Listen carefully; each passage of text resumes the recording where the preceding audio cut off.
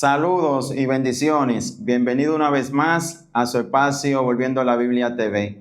Pues en el día de hoy quiero hablar sobre la existencia de Satanás. Saben que hay muchas personas que han pensado durante mucho tiempo que Satanás tiene cacho, que Satanás tiene una cola, lo comparan y dicen que tienen un tridente, y todo eso viene de la mitología griega. Entonces es bueno nosotros conocer quién es realmente este ser. Por ejemplo, una de las herramientas que tiene Satanás es hacerle creer a las personas de que él no existe. Usted escucha en algunos lugares, algunas personas, en algunos programas de televisión, en la radio y aún por las redes sociales, que niegan rotundamente la existencia de este ser. Pero es bueno nosotros mirar a la luz de la Biblia qué nos enseña ella para nosotros entonces poder conocerlo a él en su naturaleza, pero también conocer de dónde viene este ser que se le conoce con varios nombres, que yo quiero compartirlo con ustedes para que nosotros podamos entender de la manera que opera él dentro de la iglesia y fuera de la iglesia. Por ejemplo, nosotros escuchamos decir que Satanás es el diablo. Y la palabra diablo lo que quiere decir que es un falso, es un acusador y es un calumniador. Eso es lo que significa esa palabra. También se conoce como Satanás en la Biblia. Y Satanás significa que él viene siendo un adversario.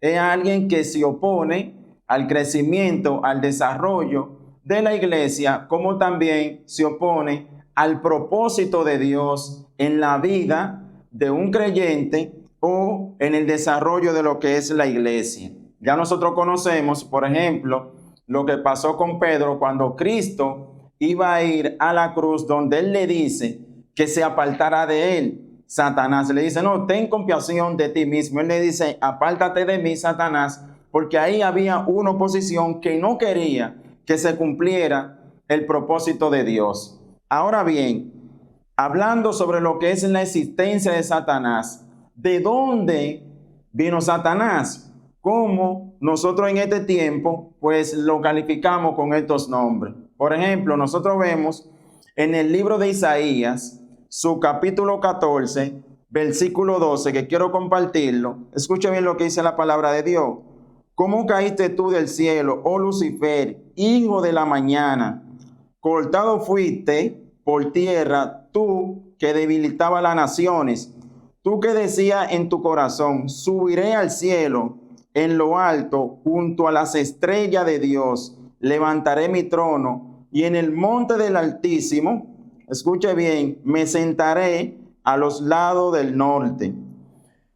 Aquí hay algo que habla sobre el rey de Babilonia.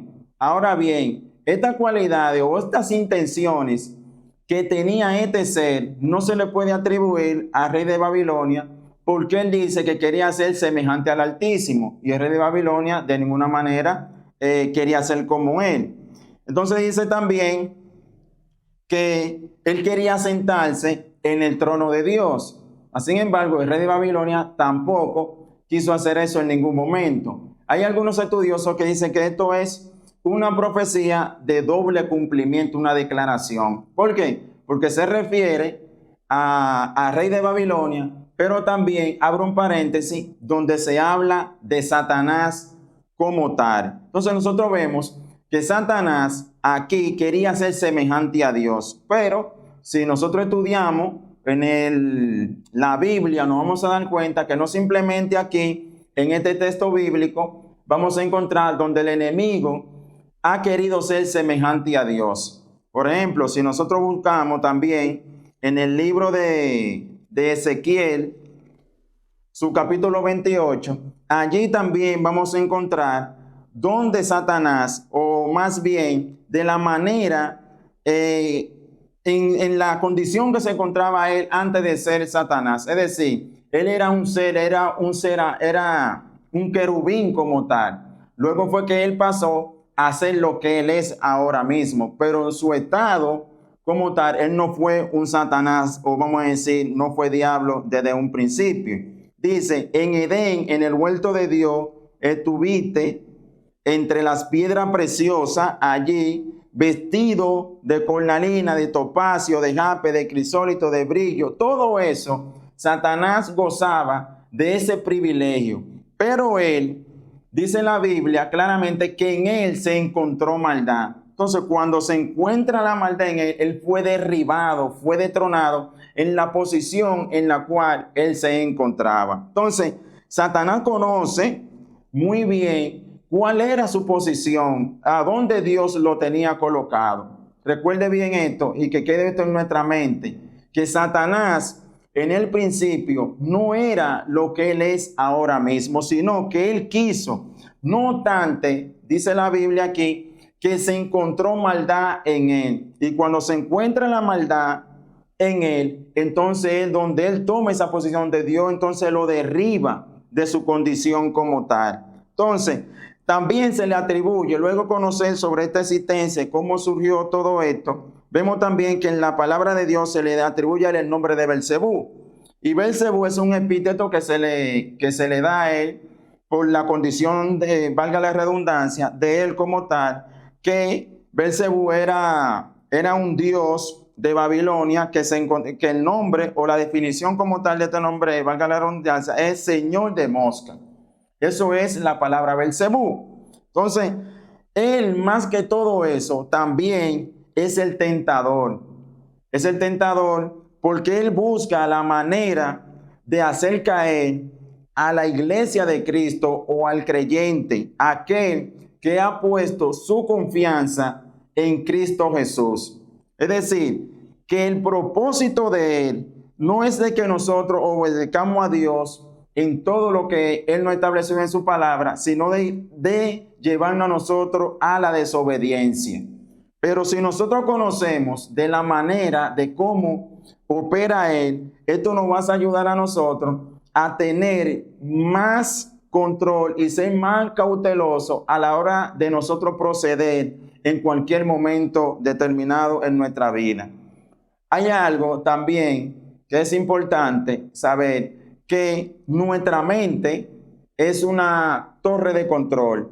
Y si Satanás busca de derribar nuestra torre de control, entonces todo se irá al piso. Es decir, nuestra torre de control debe de estar sumergida, debe de estar preparada, debe de estar ceñida con la palabra de Dios.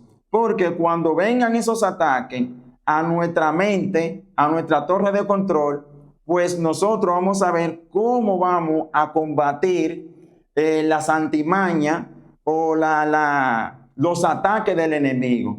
Recuerde bien esto, que la palabra de Dios nos dice que el enemigo anda como león rugiente buscando a quien devorar. Note bien que la Biblia nos dice que anda buscando cómo morderle una mano a una persona, cómo morderle una pierna. No, está diciendo que anda como león rugiente buscando a quien devorar, es decir, aniquilarlo, volverlo ceniza, llevarlo a la sepultura espiritualmente hablando. Eso sería uno de los propósitos de él. Ahora bien, nosotros tenemos que cuidarnos sobre esto. ¿Por qué? Porque que el enemigo es muy sagaz, es muy astuto. Y Pablo dijo que no ignoremos las maquinaciones del enemigo. Es decir, tenemos que estar atentos, tenemos que estar a la vanguardia, cuidándonos, porque no estamos peleando con cualquier cosa. Estamos peleando con un enemigo que nos quiere derribar, que nos quiere destruir. Y para ello, entonces nosotros tenemos que estar preparados. Recuerde bien lo que el apóstol Pablo dice en el libro de Efesios, que debemos de prepararnos con todas las armaduras de Dios para poder resistir los ataques del enemigo. Necesitamos tener el escudo de la fe para nosotros atajar los dardos del diablo.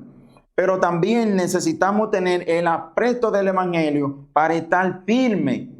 Es decir, para nosotros no movernos ni a diestra ni a siniestra, sino que nos mantenemos ahí, soportando a todo momento, a cada instante de nuestra vida. Pero nosotros no tenemos miedo de nada de esto. Lo que tenemos que hacer es tomar las armaduras de Dios. Y si nosotros tomamos las armaduras de Dios, créame que nosotros vamos a resistir a cualquier ataque. ¿Por qué? La Biblia bien lo dice. Resistir al diablo y de vosotros huirá. Es decir, nosotros lo que tenemos que hacer es resistirlo en la fe en Cristo Jesús y Él va a huir de nosotros. Pero no tengamos miedo porque Él es un enemigo que ha sido derrotado. Mas sin embargo, nosotros tenemos victoria en Cristo Jesús porque Él nos lleva de gloria en gloria. Y en Él somos más que vencedores por Cristo Jesús. Es decir, que en Cristo Jesús nosotros tenemos la victoria garantizada ante este enemigo que es bastante feroz. Pero nosotros permanecemos en Dios, creyendo en Él y en su palabra. Pero también la Biblia dice que Él es el Dios de este siglo. Según nos dice Pablo a nosotros en Segunda de Corintios, su capítulo 4, es importante, pues quiero compartir esto brevemente, de que nosotros podamos entender lo que la Biblia pues nos dice, porque hay mucha gente que no conoce a Dios, y al no conocer a Dios, el enemigo actúa influenciándolo de una manera tremenda a ellos, porque no lo conocen. Entonces, son parte, lamentablemente, lo digo así penosamente, que el enemigo lo usa a ellos de distintas maneras, de muchísimas formas, porque no vamos a negar de que él busca influenciar inclusive al que no es creyente. Lo lleva a la influencia de que ellos puedan hacer lo que él quiere. Pero lamentablemente aquellas personas están fuera de la cobertura de Dios. Entonces, como están fuera de esa cobertura de Dios, son títeres de él. Penosamente lo digo de esta manera. Escuche bien lo que dice en 2 de Corintios, su capítulo 4, versículo 4, el apóstol Pablo. En lo cual el Dios de este siglo cegó el entendimiento de los incrédulos, para que no les resplandezca la luz del evangelio de la gloria de Cristo, el cual es la imagen de Dios. ¿Está escuchando bien? Él lo que ha hecho es que ha entenebrecido la mente del que no conoce a Dios. Por eso usted ve que el que no conoce a Dios anda en borrachera, anda en orgía, anda en todo, en sus delitos y pecados, no teme a Dios, no tiene alguien que lo corrija espiritualmente hablando, está muerto y es simplemente un instrumento del enemigo. Ahora bien, no quiere decir de que el hombre no tiene una voluntad, sí tiene una voluntad, pero esa voluntad de él lamentablemente está influenciada por el pecado, y como está influenciada por el pecado y está así y está en el sistema del mundo, porque también es otra cosa, está el pecado en él, está el sistema del mundo y está Satanás. Fíjese bien, entonces el enemigo tiene el control de todo esto. Ahora bien, usted me está diciendo, sí, el enemigo tiene el control del sistema, sí lo tiene, pero siempre recuerde que aunque él tenga el control, el Dios soberano está por encima de todas las cosas. En otra palabra, Dios gobierna por encima de principados, de potestades, por encima de todo. No pasa nada sin que Dios no lo permita. Porque alguien puede decir, bueno, él es el Dios de este siglo. Sí, Él es el Dios de este siglo. Pero Dios tiene el control. Dios no lo ha perdido de ninguna manera, ni tampoco lo perderá. Entonces, vemos que Él es el príncipe de este mundo, según nos declara a nosotros en el libro de San Juan, su capítulo 12, versículo 31. Cristo dice que Él es el príncipe de este mundo, es decir, alguien que gobierna. Pero también nosotros encontramos que dice también en Juan, su capítulo 8, versículo 44, que Él es el padre de toda mentira. Satanás es el padre de toda mentira. Él vive engañando. Él vive haciéndole creer a la gente de que Él no existe. Y usted escucha a la gente decir, no, que Satanás no existe, que eso es un invento de la mente del hombre. Y todo eso también lo lleva a decirle inclusive a muchas personas a negar la existencia de Dios. Pero todo eso son mentiras de Satanás. Recuerde que en el principio, eso fue lo que él hizo con Eva. Él la sedujo, él le engañó.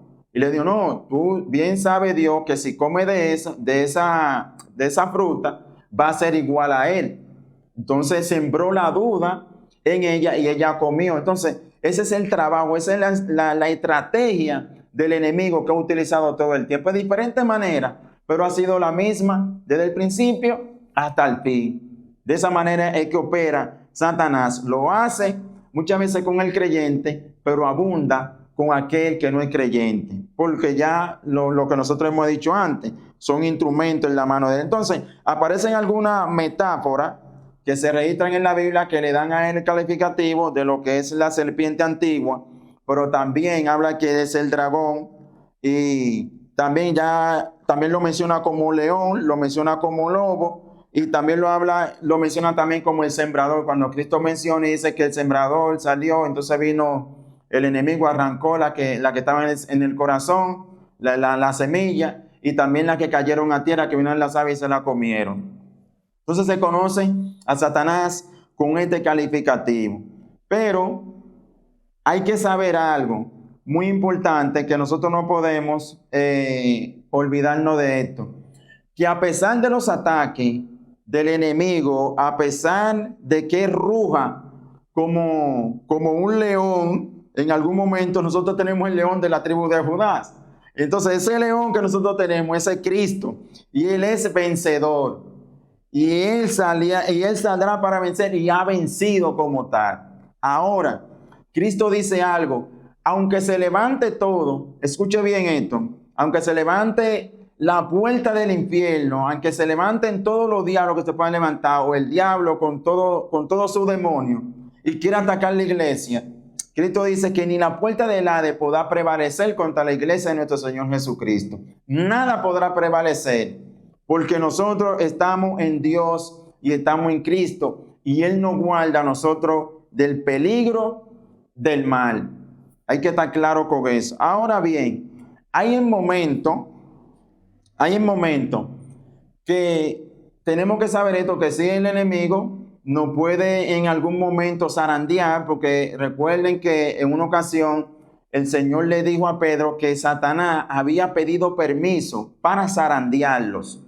Es decir, que en algún momento, valga la redundancia, Satanás va a buscar la manera de zarandearnos a nosotros. Pero Dios está ahí y Él no va a llegar hasta donde Dios no se lo permita.